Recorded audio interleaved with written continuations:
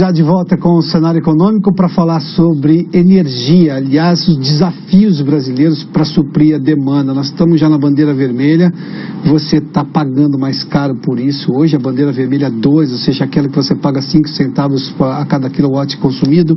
A gente vai falar sobre isso aqui a cada 100 quilowatts, é isso, né, Rodrigo? Exatamente. Rodrigo Pedroso está conosco.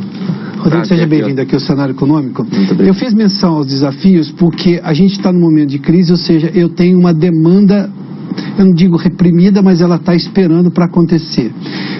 E mesmo assim eu já estou com a bandeira 2, ou seja, eu estou usando as termoelétricas. Eu estou com um problema de oferta de energia no país hoje? Sem dúvida, Piotr. As termoelétricas, que são energias emergenciais, que foram planejadas lá em 2001, quando do apagão que o Brasil passou, elas estão sendo despachadas na base. Isso mostra que o Brasil não tem se planejado bem pela modicidade tarifária. Hoje nós estamos com o preço de liquidação das diferenças, que é o PLD, o preço máximo, que estamos atingindo o patamar máximo. Hoje o ONS divulgou pela 5ª semana seguida o preço de R$ 505. E isso é o preço que o ONS divulgou, porque o custo marginal de operação, esse já beira os R$ 800, em função da quantidade de termoelétricas que têm sido despachadas, em função também da crise hidrológica pela qual o país vem passando. Mas as fontes todas alternativas de energia, eólica, térmica e tudo mais, não estão conseguindo suprir, porque, óbvio, eu tenho um problema hidráulico hoje no país. Sim. Eu tenho um problema hídrico gigantesco. Aliás, eu tenho um problema de fornecimento de água para beber. A questão da energia é um outro problema. Mas a gente não está conseguindo suprir com outras fontes alternativas? As fontes alternativas têm contribuído, mas muito pouco. O que a gente precisa de fato é que o governo federal, que os órgãos de planejamento do setor de energia entendam que as matrizes, as energias renováveis, que elas venham a operar na base do sistema e não marginalmente como elas têm operado. Hoje quem tem operado na base do sistema são as termoelétricas. Quando você diz operar na base do sistema, é o que exatamente? O Brasil é um país que tem na sua matriz elétrica, na sua grande produção de energia, as hidrelétricas. 65% da energia produzida no Brasil advém das usinas hidrelétricas de grande porte. Quando se tem uma crise hídrica, o que o ONS faz com o Operador Nacional do Sistema? Ele segura a água nesses reservatórios para que ele possa passar pelo período seco com maior tranquilidade. Para segurar a água nesse reservatório, como a gente não tem energia renovável suficiente, seja ela eólica, solar ou de biomassa, o governo despacha as termoelétricas para operar na base do sistema. Quando que a gente tinha que ter, operando na base do sistema, as energias mais baratas, que são as energias renováveis. A energia termoelétrica, nós estamos falando de custo aí que chegam até R$1.000 o megawatt-hora. Energia solar, por exemplo, que é a grande vedete do momento, foi contratada no último leilão do governo federal a uma média de R$117. Mas o governo tem escolha para isso? Ele pode decidir colocar energia renovável ou não tem energia renovável suficiente para colocar na base do sistema? Com certeza, se o governo federal fizer um planejamento adequado de longo prazo, em que ele insira mais contratações de renováveis nos leilões que ele promove, com certeza no futuro nós teremos essas energias renováveis operando na base do sistema, juntamente com as grandes hidrelétricas. Bom, quer dizer que eu não tenho essa energia mais barata, até porque baratearia o custo da energia para o consumidor, esse da residência, que está pagando mais caro hoje na bandeira 2 vermelha, mesmo, evidentemente, por causa dessa crise hídrica. Mas se eu tivesse uma contratação lá, quando da necessidade de você usar uma fonte alternativa de energia que não fosse a hidrelétrica, eu teria o quê? Eu teria essa energia renovável a um preço menor, é isso? Sem dúvida. Isso não foi contratado lá atrás? Não foi contratado lá atrás. E eu tenho oferta disso? Eu tenho condição de ofertar mais energia eólica e térmica para atender essa demanda, sobretudo nessa época de inverno? Sem dúvidas. O Brasil é um país abençoado, nós temos aqui uma infinita fonte de recursos naturais, o sol é um delas, o vento é outra, e que se o governo se programar, a gente tem aqui recursos abundantes e uma quantidade enorme de projetos aí para bidar nos próximos leilões e abastecer o Brasil com essas fontes renováveis. Rodrigo, eu consigo já prever isso para o ano que vem?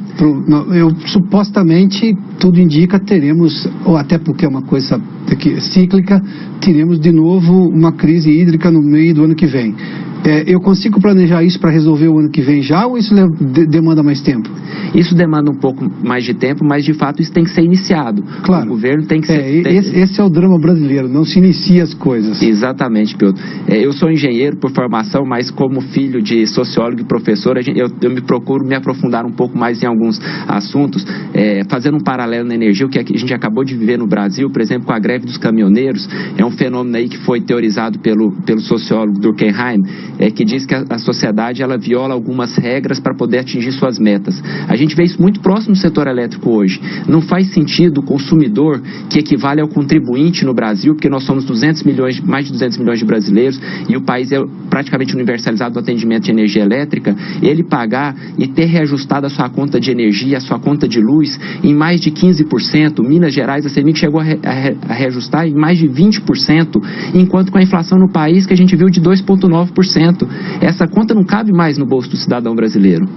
Aliás, a inflação agora do mês de julho, a maior parte do 0,33 que subiu, 0,20, ou seja, 0,2 é só da energia elétrica. Graças a esse despacho alto de termoelétricas e esse custo muito alto no curto prazo. Como que o governo consegue eliminar isso? Se planejando no longo prazo, através do Plano Decenal de Energia, e inserindo na matriz elétrica brasileira mais fontes renováveis, como a solar, como a eólica. Rodrigo, quando nós tivemos lá a ameaça de apagão no começo dos anos 2000, o governo pegou e investiu em termoelétricas para evitar justamente o apagão. Eu consigo fazer a mesma lógica de investimento e planejamento para ter energia boa e barata durante o ano inteiro, que seria o investimento na base de oferta de energia de fontes renováveis? Sem dúvida, Piotr. Naquela época, no ano de 2001, por que foram escolhidas as termoelétricas? Era a fonte de energia que se construía mais rápido. Então, o governo conseguiu colocar usinas em operação em 6 meses, em 9 meses, em 1 ano. Hoje, por exemplo, a fonte solar fotovoltaica, você consegue implantar parques de 200 megas, de 300 megas, em 1 ano de construção. Muito próximo ao período de construção que leva-se uma termoelétrica. Então, sem dúvida, respondendo até aquela sua pergunta anterior, num curto prazo, o governo pode também se programar para poder já inserir essas fontes renováveis em grande quantidade na base do setor, na base da matriz elétrica brasileira. Essa informação é importante. Eu consigo fazer um parque de energia renovável em 1 ano. Sim. Isso é um prazo extremamente importante. Sim. E eu tenho algum movimento disso já ou não tenho? Tem, o governo teria, a ABSolar, que é a Associação Brasileira de Energia Solar Fotovoltaica, nós lutamos para que a fonte solar fotovoltaica participasse do leilão A-6, que ocorre agora no final desse mês. Infelizmente, o governo não se sensibilizou com isso. A gente tem lutado para que a fonte solar seja mais, participe mais contundentemente nos leilões de energia solar, mas o que a gente vê, infelizmente, na contramão disso, por exemplo, a EPE, Empresa de Planejamento de Energia, defendendo termoelétricas no Nordeste. Isso a gente não pode concordar. Onde tem um sol e um vento de qualidade gigantescos, né? Exatamente. O sol que sempre assolou o povo nordestino hoje é sinônimo de esperança, não só para o povo nordestino, que se beneficia com isso, mas também para o cidadão brasileiro que vai ver sua conta de luz reduzida. Rodrigo, obrigado pela gentileza da entrevista. Muito obrigado, Piotr. Vamos continuar com esse tema, viu? Com certeza. O Cenário Econômico termina aqui. Muito obrigado pela sua companhia, pela audiência. Boa noite a você. A gente vai voltar a esse tema, sim. É uma promessa, sim. A gente vai continuar entendendo por que não há investimento maior justamente na base de uma energia que está cara hoje. Aliás, você está pagando mais caro a energia porque nós estamos na bandeira vermelha 2. Bom, obrigado pela companhia, pela audiência. Bom final de semana. Até a segunda, hein?